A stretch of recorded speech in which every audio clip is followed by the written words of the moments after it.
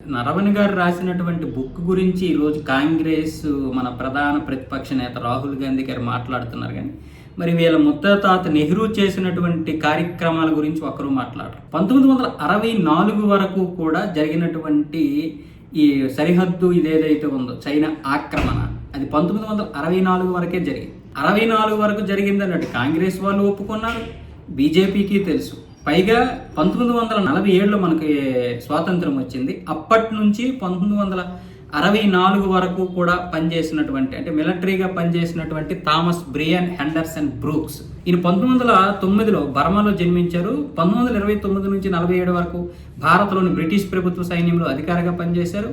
స్వాతంత్రం తర్వాత 64 వరకు భారత ఆర్మీలో సేవలు అందించారు.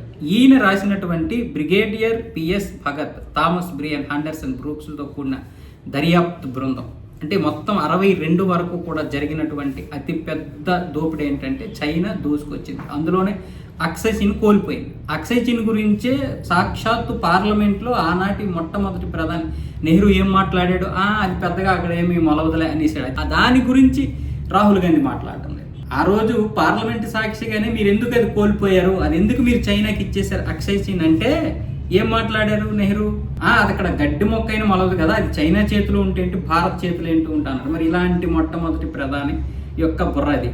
ఈరోజు వాళ్ళ తాత గురించి మాట్లాడాలి, చైనా సరిహద్దుల గురించి మాట్లాడాలంటే, పిఓకి గురించి మాట్లాడాలంటే వాళ్ళ తాత గురించి మాట్లాడాలి. ఈరోజు కశ్మీర్కి 370 ఎప్పుడు రద్దయింది? 2019లో రద్దయింది. అంటే 2018 వరకు కూడా అది అధికారికంగా కశ్మీర్ పాకిస్తాన్లోనే ఉంది. ఇప్పుడు కూడా రాహుల్ గాంధీ ఏమంటున్నాడు, మేము అధికారంలోకి వస్తే దాన్ని అమలు చేస్తాం అంటున్నాడు. ఈరోజు ఏదైతే ఉందో మొత్తం డోక్లాం కావచ్చు, లేకపోతే లద్దాఖ్ కావచ్చు, ఈరోజు అరుణాచల్ ప్రదేశ్ కూడా మాదే ఉంటుందిగా. ఆ రోజు ఎవరు మాట్లాడలేదు. 2014 వరకు దీని గురించి ఏ సరిహద్దు గురించి మాట్లాడలేదు. ఒక బంగ్లాదేశ్ సరిహద్దు అయినా, పాకిస్తాన్ సరిహద్దు అయినా, చైనా సరిహద్దు అయినా, భూటాన్ సరిహద్దు అయినా సరే ఎవరైనా మాట్లాడారా? అదే నేపాల్ సరిహద్దు ఎవరు మాట్లాడటం లేదు. చివరికి నేపాల్ కూడా మాదే ఉంటుందంటే ఎంత దారుణం.